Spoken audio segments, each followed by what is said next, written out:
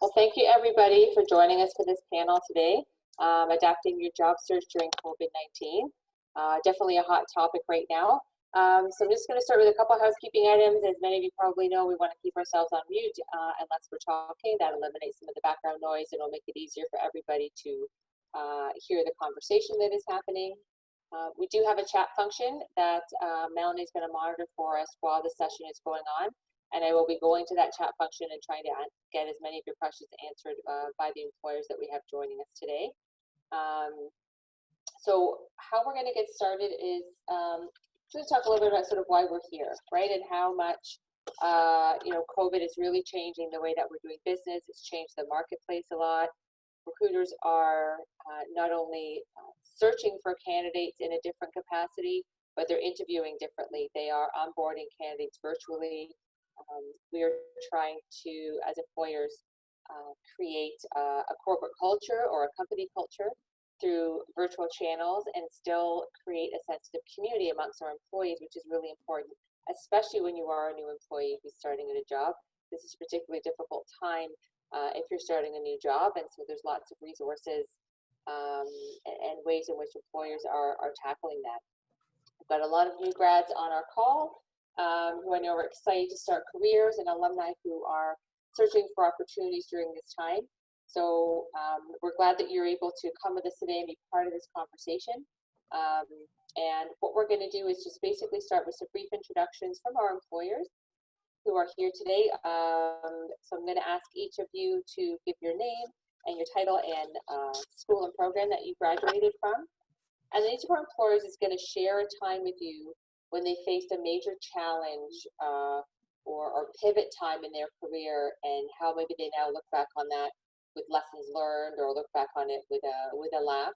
Because I'm sure someday we will look back on this with some definite lessons learned and hopefully a few smiles as well from what's transpired. So I'll just go through, and Scott, since you're my view first, I'll start with you with your introduction and sharing a time that you faced a major challenge or change in your career. Okay, thank you. First of all, I really appreciate the opportunity to come and speak to all you graduates today. Congratulations on graduating from McMaster. It's not easy to graduate from university. I know, because I've done it myself, and it's a bit of a challenge, and you should all be commended. Now the rest of your life for the next 30 years gets to start. So a bit about me. I have an undergraduate degree and a graduate degree, both from York University. My undergraduate degree is in political science and history, and my graduate degree is in public administration and constitutional law. So I went back to school for my graduate degree 27 years after I graduated with my undergrad. So the challenging time that I faced, I've been a policy advisor in the government for 30 years. I wanted to become a senior policy advisor, and I had a manager tell me that without a graduate degree, that I would never become a senior policy advisor. So my challenge was that I had to decide if I wanted to invest not only the money, but the time to go back to school while working to get my graduate degree. And I made that decision. And I'm glad I did, because now I'm a senior policy advisor in the government of Ontario. And I don't think I would have gotten there if I didn't go back to school. So it was a bit challenging. It cost a lot of money and a lot of time, but I'm glad I did it. So I'm looking forward to answering as many questions from you guys as possible. And just remember, don't be discouraged. These are very challenging times that you face, but you're all going to get through it. Great, thanks, Scott. I appreciate that. Michelle, let's go to you next. Yeah, hi everyone. Good afternoon, and thank you, team at McMaster, for having me part of the panel today. Michelle, are you still with us? You might be on mute. Oh, there you are. Okay. Yep, we're good. Awesome. Yeah, so thank you again, panel, for McMaster, the team at McMaster, for letting me join the panel this afternoon. So my name is Michelle Reyes. I am a campus manager at a company called Geotab. Not a household name, but basically we are an engineering tech company based out of Oakville, and we do products and solutions for fleet management. So my role is as a campus manager is to work with all the students that we have coming into Geotab, and making sure that they have a good experience, whether it's a co-op, summer, full-time opportunities, and working towards, ensuring that the experience is a good one. So my background, I actually graduated with a Bachelor of Business Administration from Wilfrid Laurier University. I did co-op.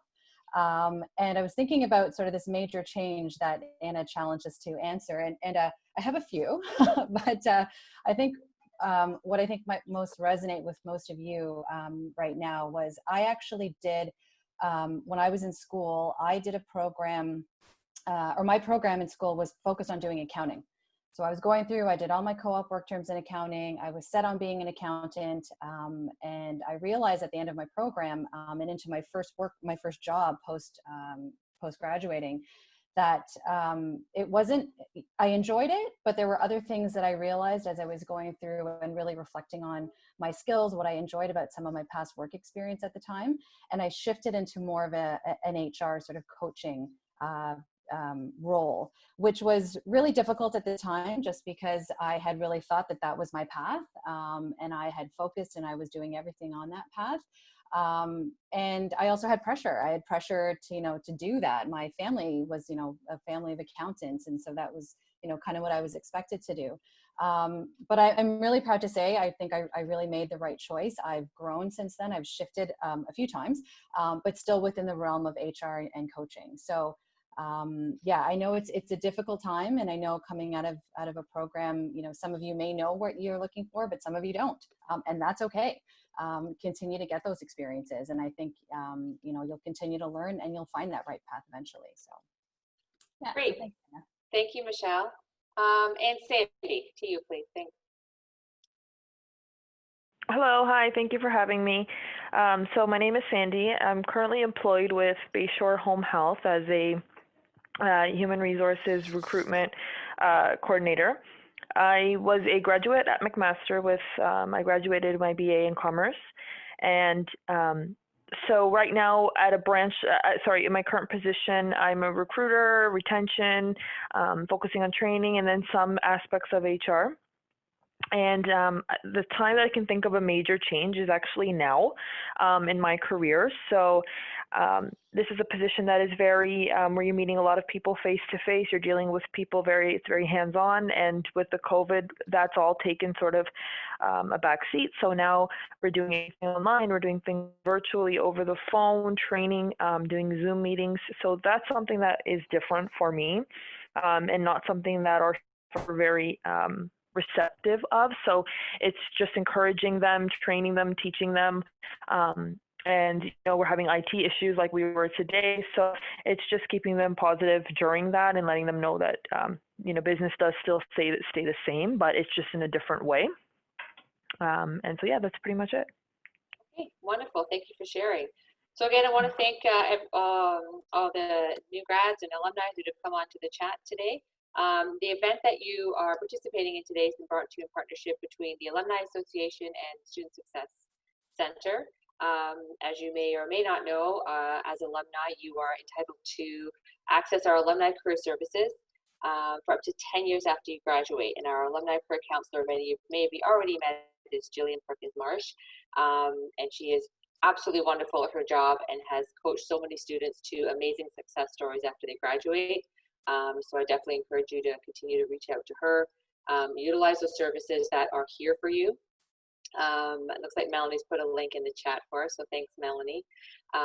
Jillian is an absolutely excellent resource that you should make sure that you tap into her skills, and she'll be someone that gets you to that success story as well. Okay, so I think we'll just get started. Is there anything in the chat? Oh, we got another shout out for Jillian. That's good. So I'm going to start with a few questions for the employers, and then Melanie, if you see something coming in the chat, just let me know, and we can address those as well. Will do. Okay, thanks. I kind of did that one. Okay, so Michelle, I'll start with you. What strategies did you use to keep a positive attitude during your job search when you first started as a new graduate? Yeah, so that's a good one. I think probably the most, trying to think of what was a key driver. And honestly, I think a lot of it was speaking to, I kept a close contact with people at school, and not just, so I still continued to access, I had some really, again, going through the co-op program, I had some really good connections with some career advisors at school, through the university that I kept in contact with.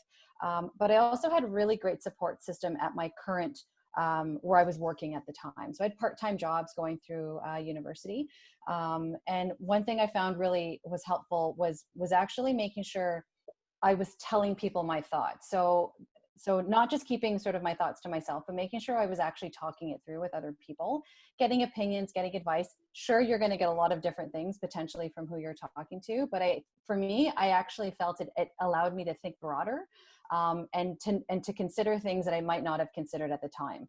So everything from, some people who had just graduated, that were, still in accounting where I thought I wanted to go, other people who were further along in their career and kind of sharing some insights that they had. So I think for me, that was an important thing to do, was really to talk to other people and not feel that I have to figure all of this out myself, and get that advice and recognize where everybody's coming from, and then make an educated decision. So it's not like I was looking for somebody to tell me what to do, but I wanted to have that information so that I could make that educated decision for myself. Thanks, Michelle. And what about you, Sandy? When you were a new grad and first starting out on your career journey, what strategies did you use to keep a positive attitude when you were doing your job search?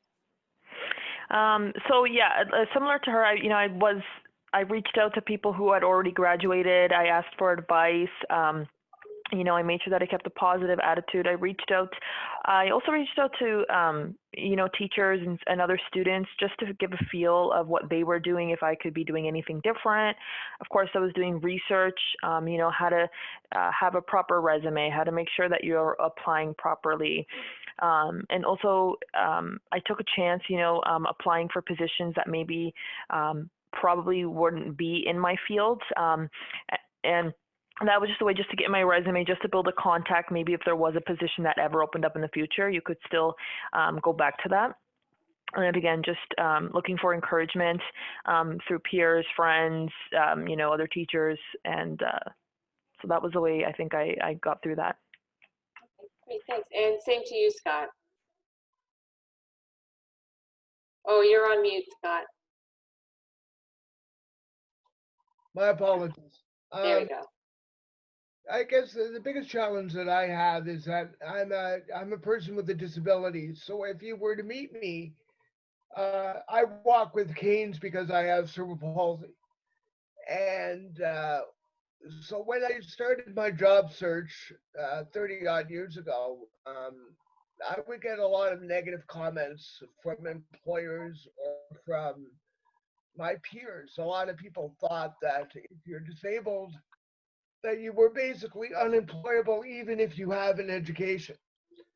So the advice I would have for anybody, whether or not they're disabled or able-bodied, is that you're always going to have negativity, particularly in the job market, but you're also going to have extremely positive people. So my advice, for what it's worth, is recognize the negativity and try to stay away from it as much as possible, and don't get caught up with it.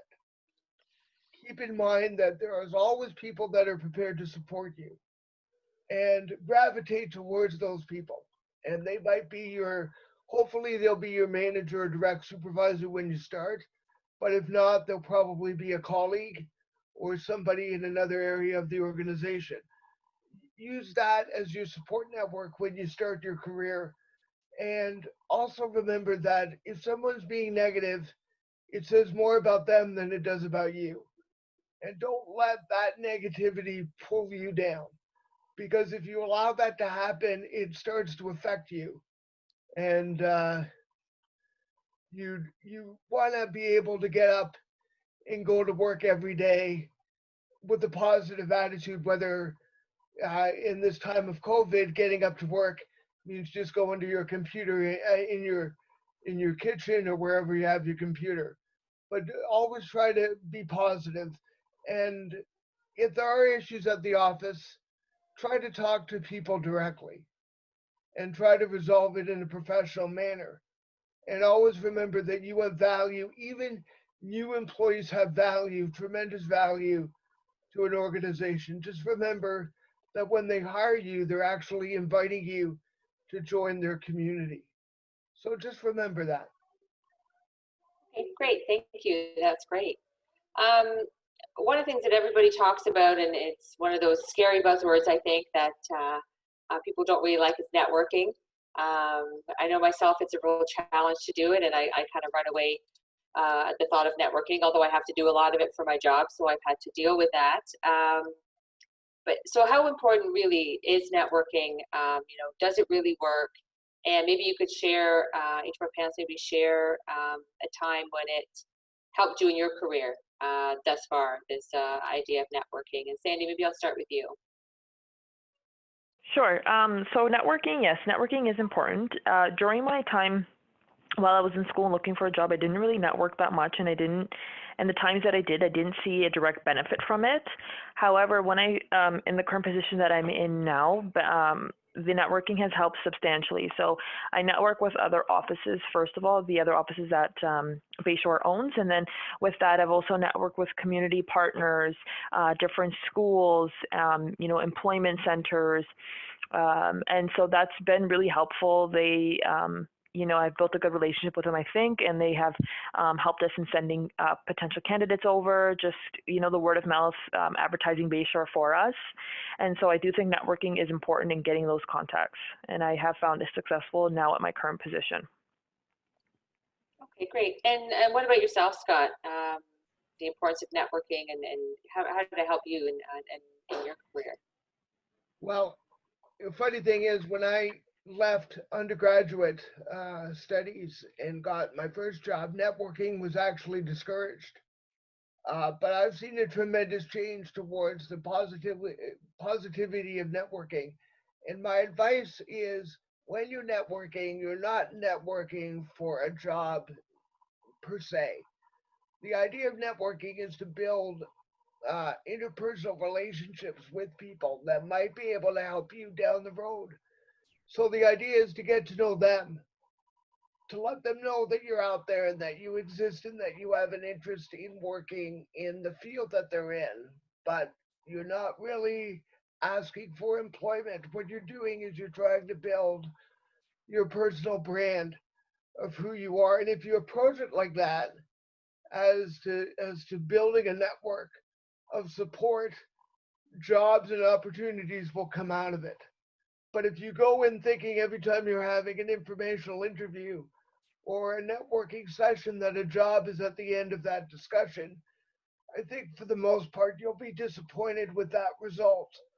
So just remember that the idea is to get to know people in the field, get to know what the issues are, get to know some of the organizations that are out there that work in the field. And then what you'll find is, once people get to know you, they might come and offer you an opportunity.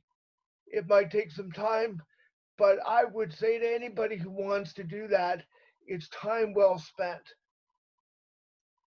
Great, thank you, Scott. Yeah, and I think that you touched on a really good point, where if we change our mindset about what networking is, that it's not asking for a job, because if you think networking is asking for a job, then potentially you get a no, and that makes it a little more anxiety inducing or a little more stressful, because you think that's what you're talking to people for. It really just is a conversation and building that social capital. So I think that's a really good point, and maybe take away some of the nerves that many of us feel around networking.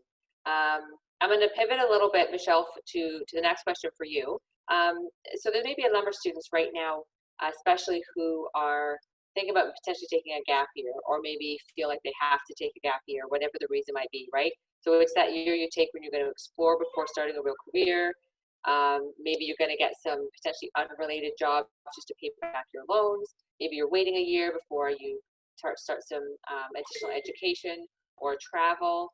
How is this viewed by employers? So when you get a resume and there's a gap year on there, tell us a little bit, Michelle, about what does that experience mean to you, and what does it look like on a resume, and how do you address that with a student? Yeah, great question. So I'm just going to add a little bit about my background. So before joining Geotab, I was actually in the post-secondary education sector. In fact, I worked for McMaster for quite a few years. And so I'm going to answer this in two hats, but it still sort of means the same. So part of my role when I was at McMaster was I was doing all the admission interviews for the DeGroote MBA program. And so as my role, we would interview students coming from an undergraduate looking to go into their graduate program. And so now at Geotab, shifting a little bit, doing recruitment for students who are actually looking for co-op internship or full-time opportunities. And so I've seen many candidates who've taken a gap year, or there's some sort of gap on their resume. And I think the most important thing I found in my experience when I've asked the question or addressed the question is to not be afraid to talk about it. So I find, earlier I found a lot of students who were just trying to skirt around it and felt that they had to come up with some grandiose answer as to why they took a gap year for some reason. And you can tell it really wasn't genuine. And to be honest, as on the other side of the table, as a recruiter for the MBA program and a recruiter for now, really, to be honest, I'm looking for honesty, right? I'm looking for what did you decide to do in that year, and your reasoning behind it. There's no right or wrong answer to that question, in my opinion. It really is around, what did you do in that particular year? What did you take as your outcomes? What was your personal learning? Anna, you mentioned you might be doing it for school, you might be doing it to gain some new skills or to gain some new experiences. Absolutely. And I guess the message is how are you taking that and adding that to your story moving forward? So what are you taking from that experience? And sometimes I will share, I did get into situations where it was more personal than than maybe the candidate didn't want to share, and that's totally fine as well. But I think what I was really looking for was, again, how did you take your learning, your experience during that time, and how are you now, taking that and moving that forward? How is that helping to shape your decisions moving forward?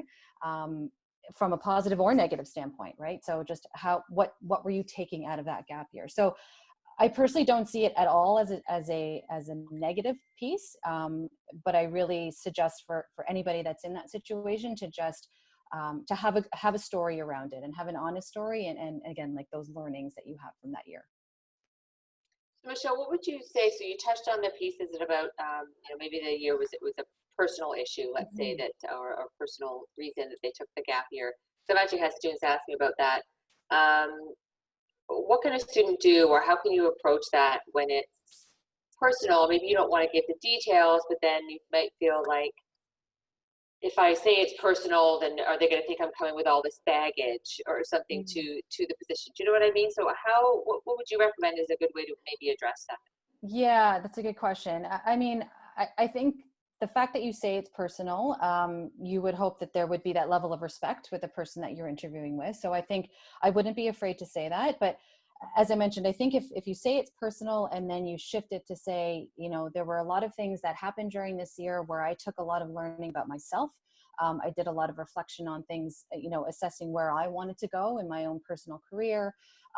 Or it was personal in such a way that, I did have to shift my focus to attend to, personal matters, but, it still allowed me to gain a sense of perseverance or some newfound strength.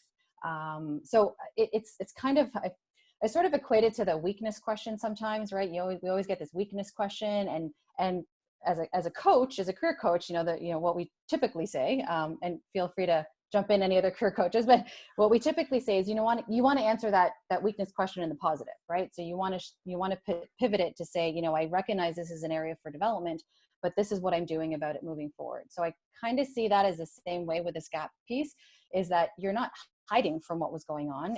You don't have to divulge all these details, but this is what I'm taking from it. And so, yeah, so I don't personally think you need to divulge all these details. But if you're honest and it reflects that you've honest and you've thought about it, I think that's the best way to answer the question. Okay, great. Thank you so much. That's That's great information. We do get a lot of questions about the gap year, so that's wonderful. So I'm going to ask each of you now. So with competition being fierce, and I think that's probably an understatement right now. How can new grads maybe tell me the top 3 things that you think a new grad can do when applying and interviewing for positions? And Scott, I think I'll start with you, if that's okay. Sure. Just a further background on what I'm currently doing because it's related to employment. So I help students and graduates with disabilities find employment in the OPS. But I'm quite willing to help any student or graduate. They don't have to have a disability. I send out a weekly jobs newsletter by email. And so one of the things that I talk about is that when you're looking at a job ad, particularly if you want to apply to government, there are, particularly in your introduction letter, not necessarily your resume, you have to spell out in the introduction letter the skills that they're looking for, along with the skills that you have and how that's connected. Because a lot of times people use a general cover letter um, when they apply. And so when you start to read cover letters, you begin to realize that all they've done is they've changed the name of the cover letter and they've inserted the title of the position, but they haven't really updated the cover letter. So it doesn't tell the employer anything about the skills or experience you've had versus what they're looking for. So you have to be specific when you're looking at a job ad. So if they say, for example, we're looking for somebody with great communication skills, somewhere in your letter, you have to spell out what great communication skills you have, right? You have to be able to tie in what you've done in your career or in your education with what they're looking for. And if you can do that, and it's not that difficult once you get used to doing it, but if you can do that, it goes a long way because you have to remember, at least in the Ontario government, when we advertise for an open position, we have approximately anywhere from 500 to 5,000 applicants. And if you're looking for one person, how do you separate yourself from the other 4 to 4,000, right? How do you do that? And the best way to do that is to connect what you've done with what they're looking for. A lot of people don't do that. So if you want to make that connection, once you get used to doing it, it becomes second nature. So that would be one thing. And then the second thing is never be afraid. Don't ever admit to knowing something that you don't know. Don't consider it a weakness. If your strengths lie somewhere else and you still want to apply, focus on what your strengths are and avoid mentioning too many weaknesses. You don't want to talk yourself out of a job either. So that's what I would say. That's great. Thanks, Scott. And how about yourself, Sandy? How do you think that new grads can stand out? So similar to what Scott was saying, having a resume, having a unique and having a cover letter again that relates to the position. I recommend people know what they're applying for. Like you should research the company before you apply to it. Make sure that you're familiar with it, that you see what they're involved in, any community, philanthropy, just so if you do have an interview, you can fall back on that. That's more for the interview process as well. And also if you know, while you're looking for a job, if you're able and to take extra courses online, anything that can help you in getting a job is also it's also good as well. And then on your actual resume, I know a lot of people say like a resume should be 1 page, and I don't believe that. I think having 2 pages and having it strong and having it, you know, not having so many words, but just having the skills that you have and how they can tie into different jobs and how they're transferable. I would take time on that resume to make sure that that stands out. That's great. Thank you, Sandy. And Michelle, do you have a couple of last tips that maybe haven't been mentioned yet about how new grads can stand out? Yeah, absolutely. So I echo everything that was said 100%. I'd say the only thing I would add, and maybe just going back to what Scott was saying in a previous question, the networking piece, very, very important right now. And I think Scott had mentioned, you know, not just networking, thinking that it's ultimately you're going to get a job, but network to start to, and kind of what Sandy said, start to gather that information, right? So start talking to people, understand what the industry is like, understand what the company is like, so that you can include those pieces in your cover letter as part of your interview, things like that. But definitely don't expect the networking to be a direct path into getting that job. And I guess just to add on that a little bit with the networking piece, which I know we're going to talk about it a little bit, but I mean, in this day and age, I know for those of us who didn't have it when we were looking for a job at the beginning, but tools, for example, like LinkedIn, that's what it was created for. So it's just leveraging what's there and these tools that have been created to support this whole idea of networking, and knowing how to use it effectively, I think is the big piece. It's there. Yes, it's a social media tool, but there is proven ways on how to use it effectively. So I would just add the whole networking piece in terms of how to help them stand out. That's great. Thanks, Michelle. Networking again. Oh, it's a tough one. I think another thing that, well, I know because I've spoken to students in the office, and I'm sure our career coaches can attest to this too, is that a lot of new grads and alumni as well are often worried about not having enough experience to apply for a job. So Sandy, maybe I'll start with you, and what advice would you give them, give to students who don't think they have enough experience?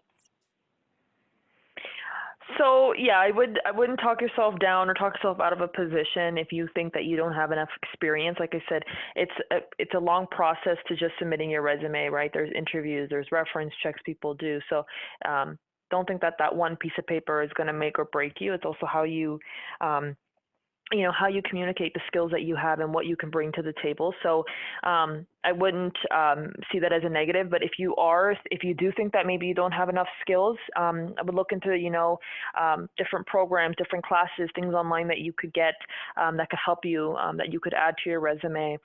And again, speaking with people maybe in the industry, seeing if you can work for free, an internship, all those kind of things just to get your skills up. But like I said, a piece of paper isn't going to just make or break you. It's going to go through different avenues where you talk to them over the phone, and then you can explain more of the skills that you have. Okay, that's great. Yeah, I often have these conversations with students myself, and speak with them about it's really defining what experience is. They think they don't have enough experience because it's not a job that was in a paid career related job that they did, and it's trying to get them to understand that your academics are experience, your volunteer are experience, your extracurriculars are experience, even your hobbies and your gap year can be classed as experience. Your part-time jobs as customer service, those are experiences, the skills that you take from them. And it's interesting when you have those conversations with students and you see this light bulb go off and they realize all of a sudden they actually do have experience. And here's how, as Scott was saying, how you make those ties and direct connections to the job so the employer sees that you've got the experience that you need. Michelle, maybe you could chime in too on some of that with regards to not having enough experience. Yeah, absolutely. And actually, if you can specifically, because one of the things I do hear from students is about, well, this job says it needs, 3 years of experience, and I don't have that, or 1 to 3, and I don't have it. So I get that as a question a lot, and I think we hear a lot about that. So maybe something around that, what they're seeing in the job descriptions. For sure. Yeah, I was going to say everything you said, Anna, absolutely. So in our role at Geotab, we absolutely, when we're looking at resumes as a talent acquisition team, we are looking for, yes, great if you have the experience and you showcase it on your resume, but I'll tell you, as a recruiter as well, I've gone through a lot of resumes where I see candidates that have experience, but they don't actually effectively share that story on a resume, or it doesn't tie in when it comes into the interview. So there isn't always a correlation, I will say right away, that just because you have experience, that means you're automatically the best person for the role. But I will say at Geotab specifically, we do place a lot of emphasis on academic project work, on extracurricular activities, student clubs, case competitions. Anna's applauding. Like, absolutely, like these to us, we place just as much emphasis on those experiences as we do on paid work experience.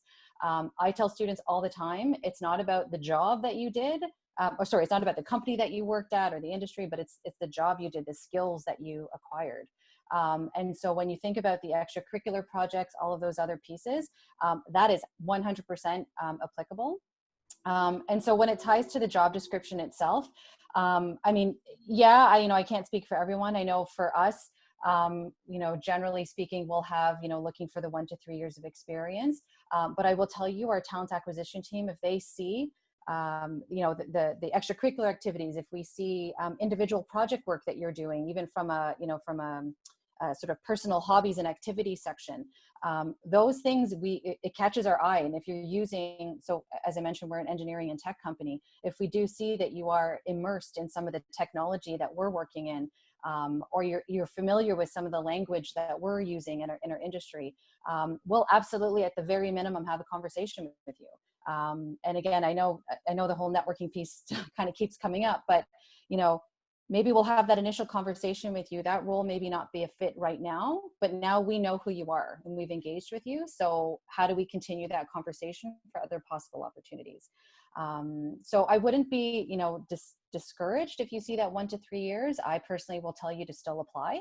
And then, again, that's when the networking might have to come in a little bit. So start to network and try to get more information to see how you can get in touch with the right people. Geotab, for example, we're hoping to still do sort of events on campus and still to go on campus, even with this whole time of COVID. So there's opportunities to connect with different people from the organization. So I encourage you to attend those sessions when employers are on campus as well. That's great. Thanks, Michelle. We did have a question here in the chat regarding work permit. So I guess this would refer to students who are potentially not Canadian citizens or permanent residents yet.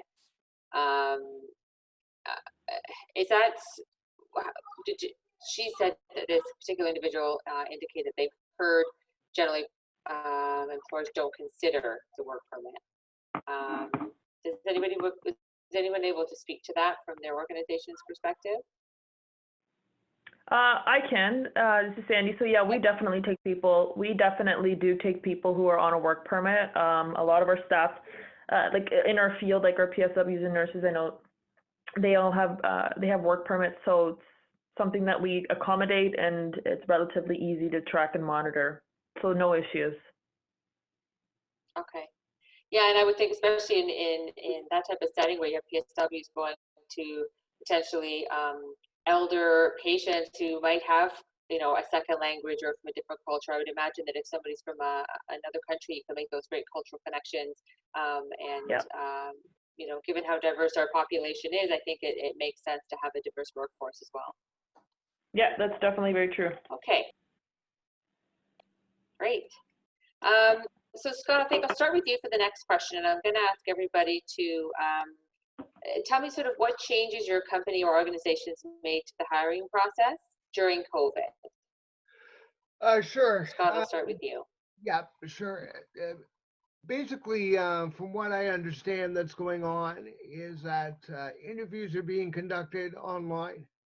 So there's no more in-person interviews right now. So it's all through Skype or Microsoft Teams or even over the phone. So it's a bit of a different dynamic of how to prepare for a video or telephone interview because it's a different feel. Even in this meeting now today, there's a different feel as opposed to if we were all sitting in a room together. So that's, I think, the reality that we're facing. So my advice for those that are going to go through an interview, let's say through a video conference, always remember that the camera's on you. Always remember to still make eye contact with the camera.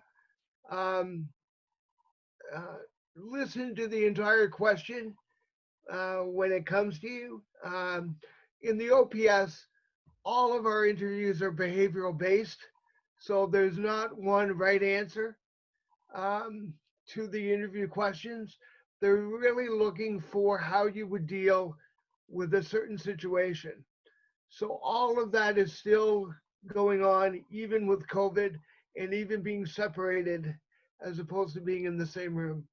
And the last thing I'll say on this is the good thing about interviews, even if they're done remotely, there's still very much the human touch to the hiring process because you don't always have to say yes to if you get a job offer, if you feel an organization isn't a good fit after you've had the interview.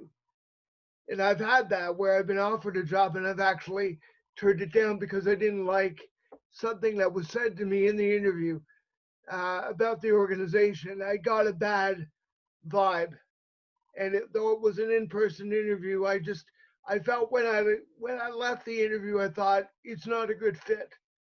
So you, as well as the employer, have the right to say it's not a good fit. And so just keep that in mind, even with the video conference, that you're trying to get a feel for each other and you want to be successful in your career and you don't want to put yourself in a negative situation. So when you're in the interview, just also think during the process when they're asking questions, is this the right fit for me? Do I see a future here? And if something rubs you the wrong way, it's okay to walk away. Great, thank you. That's great. What about you, Sandy? So what changes has your company made to their hiring process or onboarding because of COVID?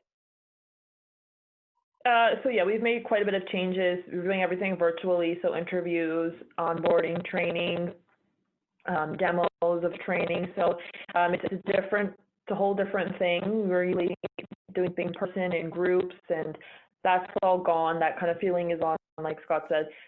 But yeah, so I mean, recommendation for, what I recommend when you're doing a virtual interview is it's keeping it the same, like simple things, dressing professionally still, having cell phones off and keeping it in a quiet area, and, making sure that you're on time for these things. So doing it like a normal interview and making sure that you are professional in it. And like I said, we are doing everything online and over the phone. It is different, but it is an adjustment that we're getting used to.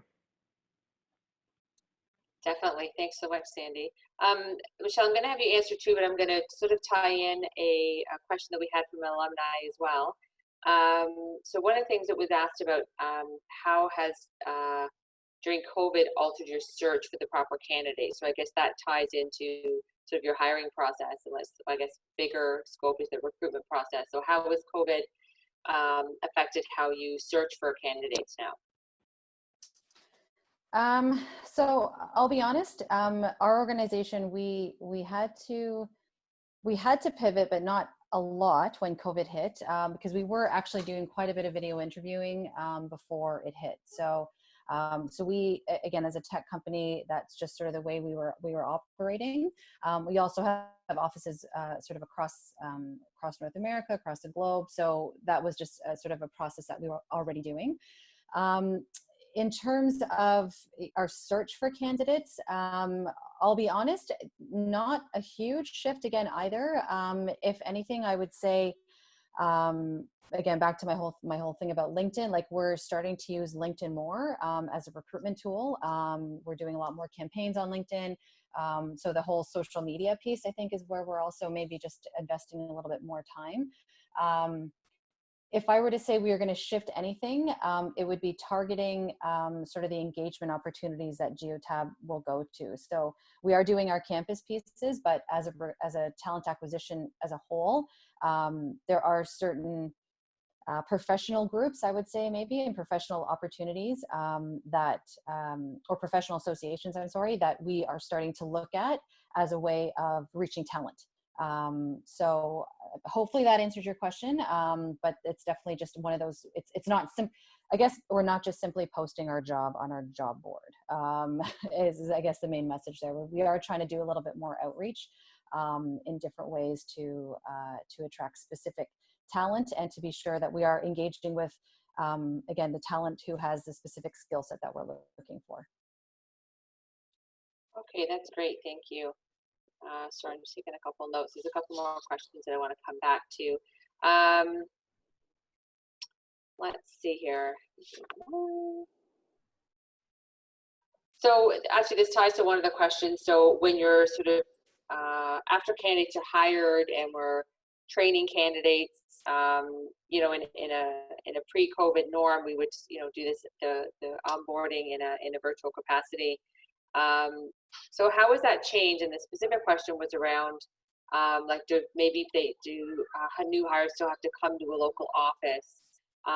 What's the direct contact like? So sort of what are some tips for new employees in terms of that virtual onboarding and developing maybe relationships within the company?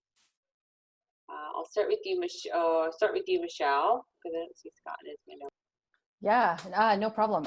Actually, that's a great question, because when COVID hit, we had to quickly figure that out. So we had a new group of students actually starting in May. And so we had to quickly figure out how are we going to do our onboarding. So we have shifted everything virtually. So we do a full week of onboarding at GeoTab, where we go through company information, product information. But we've also introduced activities where we've actually trying to network and create some of these connections for students and for other staff members during the onboarding period and with managers.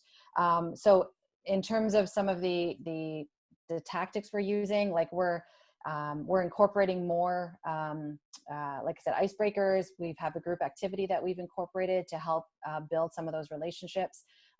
GeoTab, we do a lot in terms of sort of different chat rooms and direct messages. So we're trying to facilitate more of that to create the networking piece. My advice in general is, which, I think is probably not a huge thing, but it could be for some, is to just be adaptable to change. So yes, you might have expected going in, it's in person, but now we've had to shift that and we're doing a lot more virtual. But to just recognize what are some of those best practices, ask any questions if you are concerned about expectations and what that means now that we're virtual. Those, as we've been going through onboarding, those have been some of the questions that have been asked. And we've been able to put some processes around it. So I would just say be adaptable to change, ask your questions, and still try to engage as much as possible. So I know it's hard, but sitting on the other side as the hiring manager, as the facilitator, you can tell sort of where that when someone is engaged, even though it's in a virtual setting. Okay, great. I'm going to skip to the next question. I'm just trying to be mindful of the time. So Melanie, how are we doing for time? We have about 10 more minutes. Okay, so there's a couple more questions coming up in the chat. Scott, maybe I'll ask you your opinion on using social media for your job search. I know we've touched on LinkedIn, but is there a way that new grads can sort of leverage an online presence using things like Twitter or Facebook, or what are your thoughts on those mediums? Sorry, that was for you, Scott. Okay, thanks.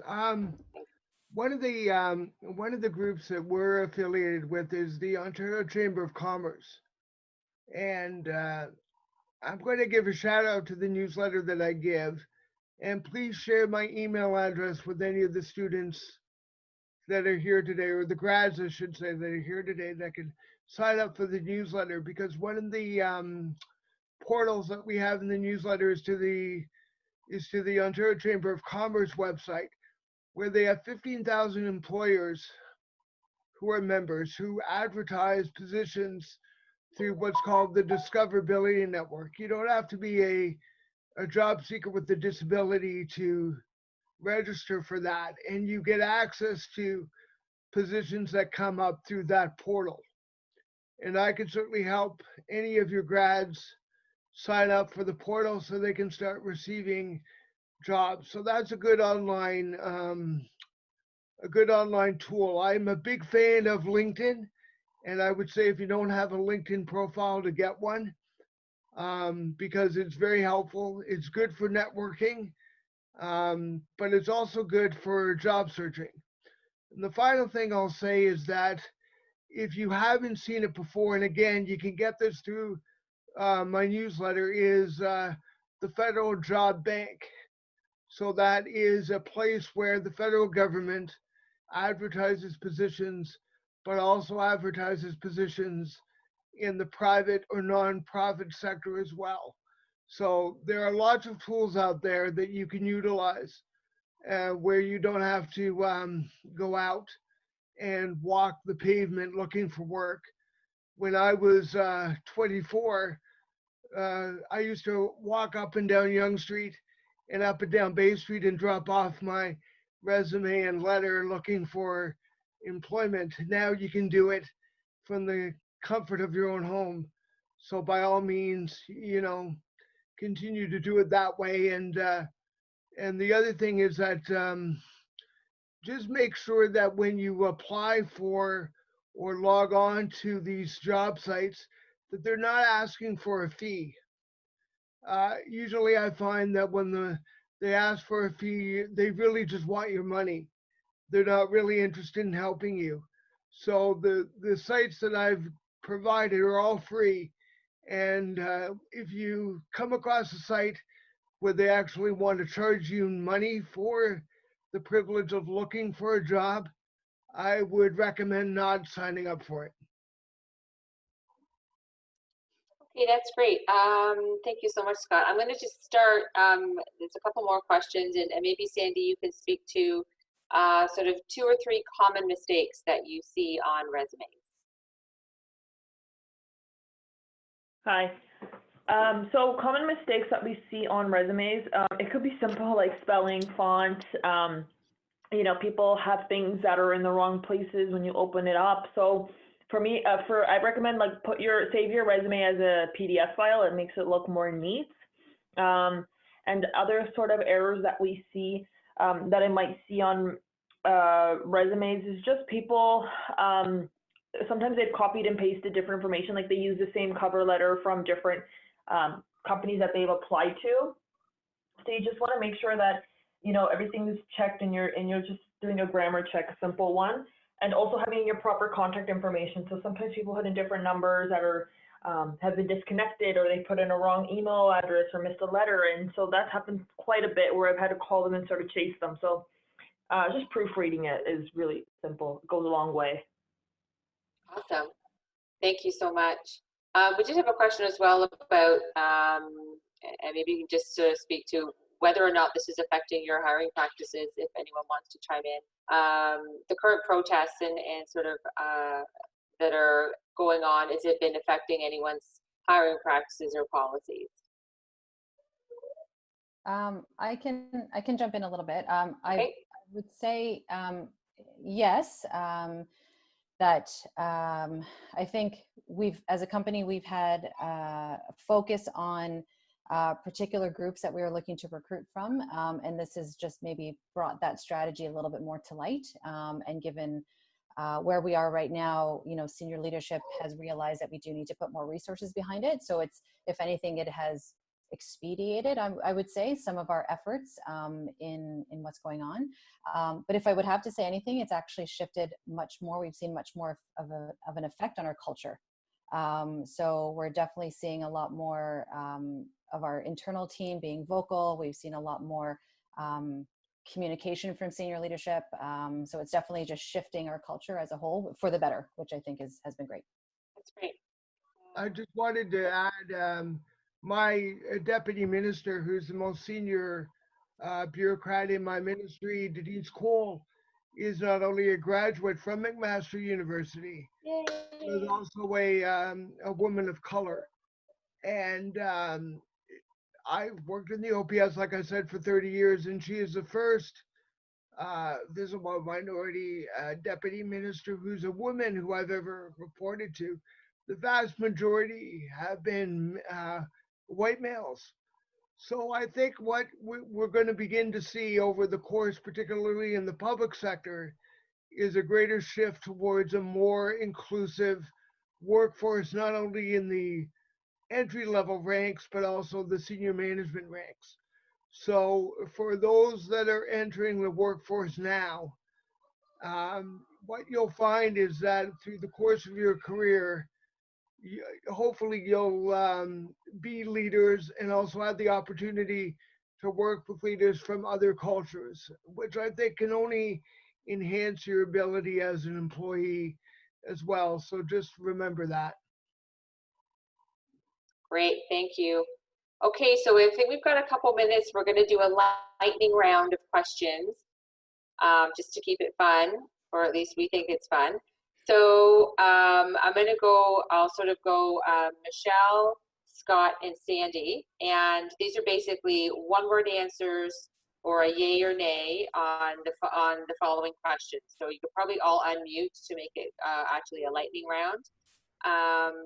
So the first one is resumes, 1 page or 2 pages, or it doesn't matter. I'm going to say it depends, but I'm going to say 2 pages in general. Okay, Scott? 2 pages. Sandy? I think it doesn't matter, but 2 pages is good. Okay, all right, no more than 2, right? We're not going more than 2 unless it's a CV. Right. In one word, name a trend that you think, that you forecast in hiring in the next year, maybe with your company or industry in general. Go ahead, Michelle.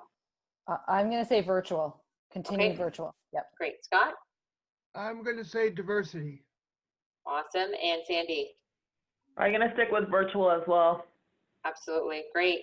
Okay, in one word, what is a key transferable skill that new grads, let's say, quote, must have to be competitive in the job market? Michelle? I would say excellent communication skills. Great. Michelle? I'll say problem solving. Scott said communication. Okay, and Sandy? Right. I'm going to say like computer skills, anything like that, technology. Absolutely.